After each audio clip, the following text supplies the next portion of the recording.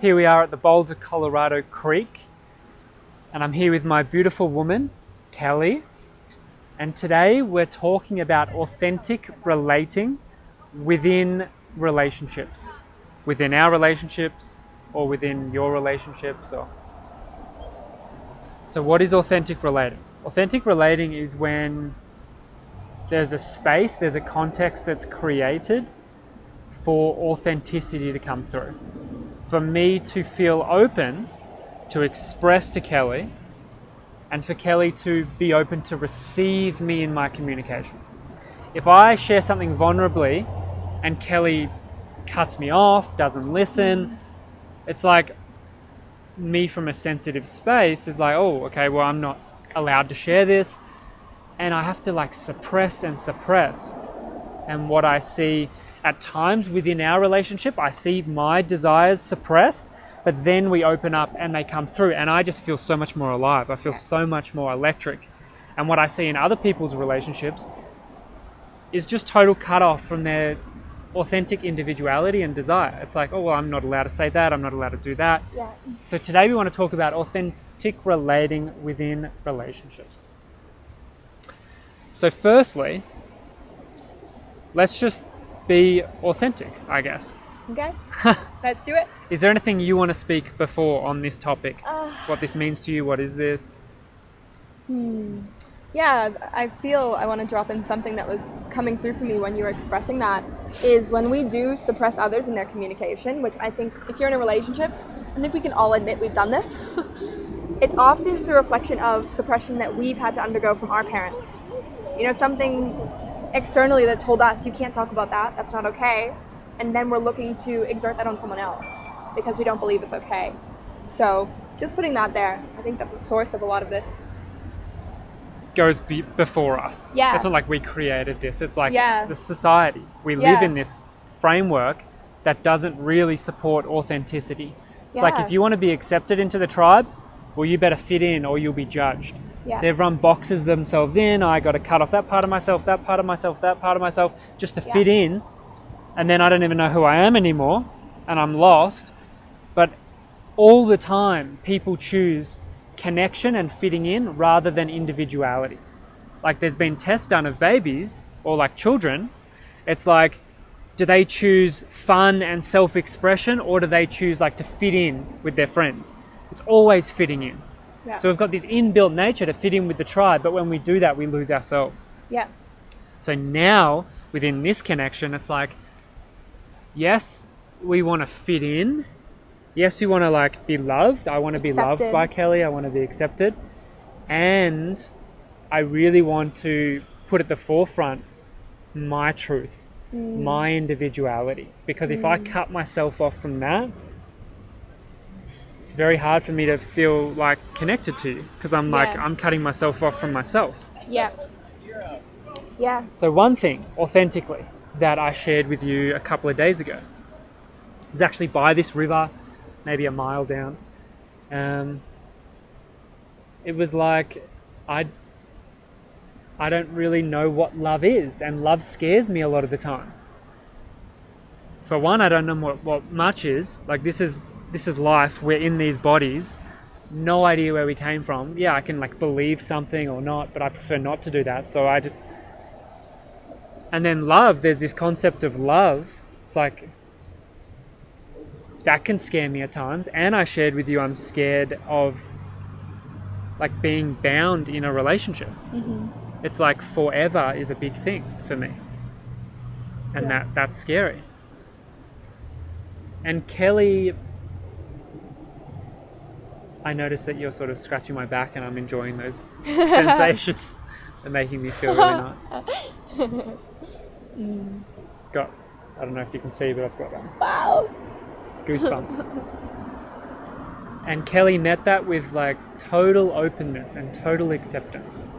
And that was really special for me.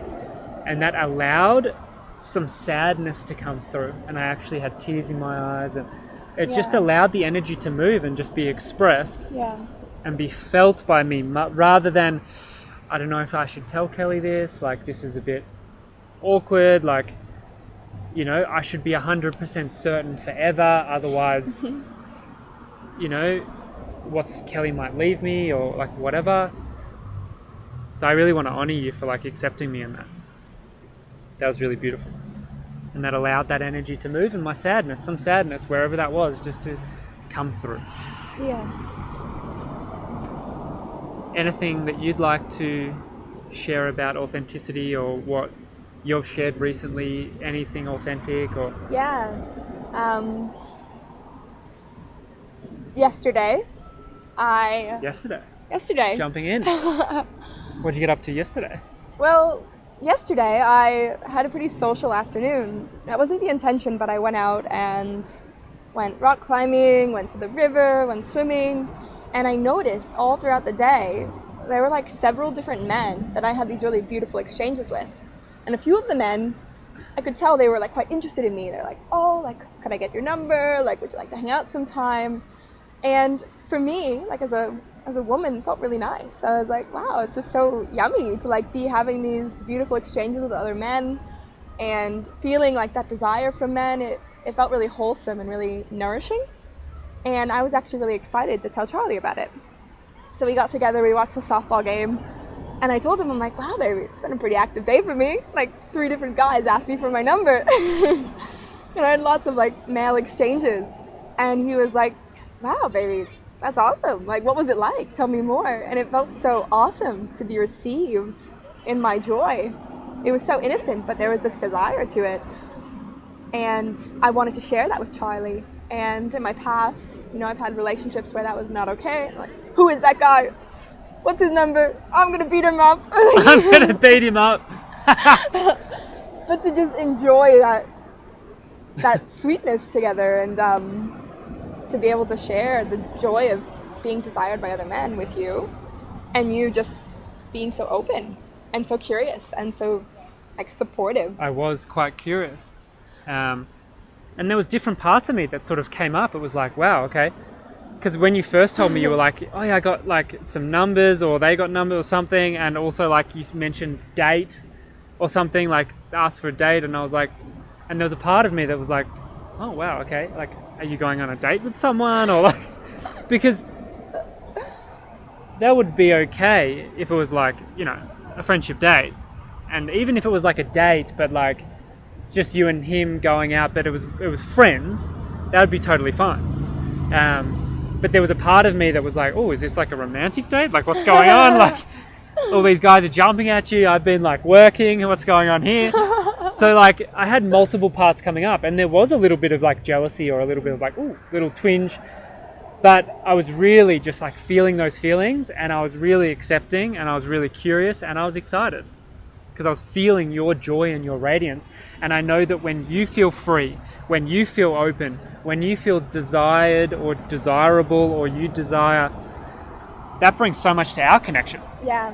When you feel like, oh, I can't speak to people, I can't do this because Charlie will think that, or whatever, sort of cuts you off from your juice. Yeah. And I get like 5% of Kelly. Yeah. So I want the whole Kelly, you know? I want everything. And I know that that means that the more trust, the more freedom, the more openness that I can hold for you, the more radiant you feel. Yeah. And if that means that you're going out, meeting up with guys and like just catching up with them and having lots of guy friends, and well, I want to give you the total freedom to do that, you know? And even if you desire guys, like you said like a week or two ago, you're like, I just really love men. And like multiple times you'll be like, I find that guy so sexy, or like, that guy's really good looking. And that, I love that. I love that. That like opens me up.